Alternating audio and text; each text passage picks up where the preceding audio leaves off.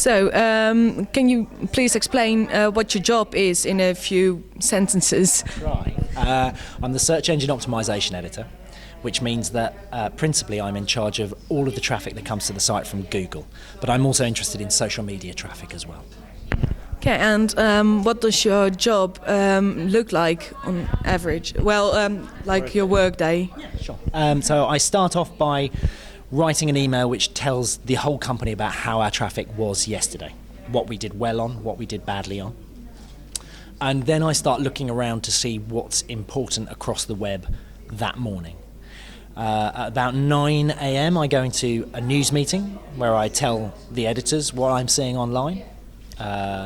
And then at 9:20 we have a features meeting where I do the same and pass on kind of softer ideas around things that people are looking for, basically.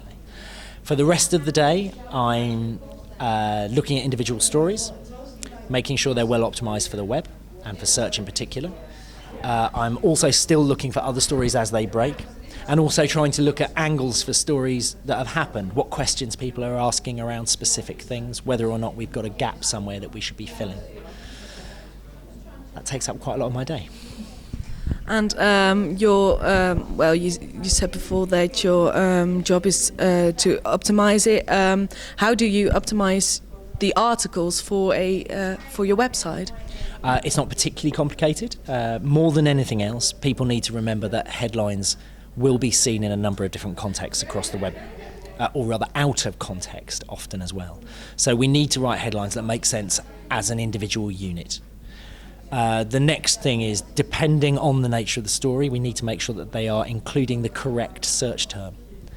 Usually that overlaps quite nicely with editorial, because part of what we do as journalists is we try and find short ways of describing events.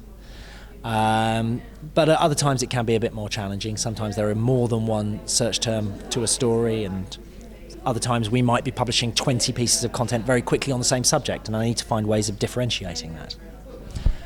But mainly it's about mentioning the search term. And what terms do people usually use? What are the most used terms for people to come to The Guardian?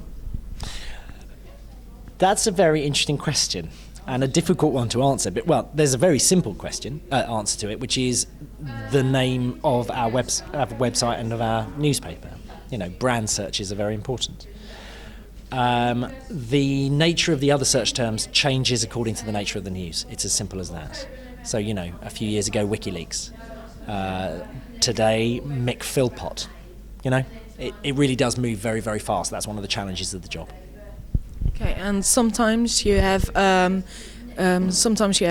agendas with news stories that are coming up, or photo sets. Some websites suddenly double their viewers because they post a photo set of some calendar coming out.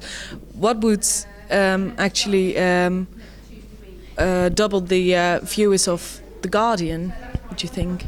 Well, it's important to remember that we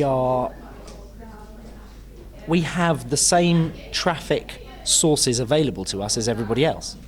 So if we wrote a Daily Mail story, we'd probably get quite a lot of traffic, you know, for the same things that they're writing about. So really the challenge is, what can we write about that will deliver readers, increase our reach, but at the same time still feel like Guardian core stories? And that's the tension at the heart of my job. It's the difficult bit. And you just mentioned Daily Mail. On Alexa.com, the Daily Mail ranks just a bit higher than The Guardian. Why is that, do you think? Well, I think it's simple. You know, they overtook us a while back. They overtook the New York Times. They're the biggest newspaper website on the planet, and that's for very, very good reasons. Strategically, they're extremely sensible. They have a specific product. They know what their content is, and they play to their strengths. Popularity. Do you think The Guardian will ever reach that as well? Honestly, no. But then I don't think that's a problem. Because I do think, you know, even the Daily Mail would admit that we're in slightly different markets, even though that they may be termed a competitor. And I think we should be looking at what they do, because I think a lot of what they do is excellent in terms of web design. But no, I don't see how we can, unless we suddenly start writing about the same content. And if we did that, we're not The Guardian anymore. How many page views do you have daily? I'll answer that if I can with unique visitors. Is that all right? At the moment, since the beginning of the year, it tends to be between 4 and 5 million unique visitors a day. Yesterday it was 4.7. And finally, the last question is, do you have any tips for starting journalists to optimize their stories for the web? Yes. Don't be afraid to explain what your story is. You know, that's what you're selling, is your journalism. So describe it. It sounds obvious, but you'd be amazed the number of people who don't actually, in a headline, explain what the content of their piece is.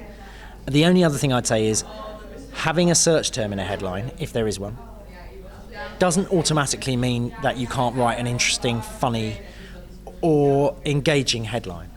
And in fact, if you're in search results, for example, or in a Twitter stream, you're competing directly with other people's headlines. So the funnier you are, the more incisive you are, the more insightful you are, the better. Good headlines are good headlines. Write a good headline. Thank you.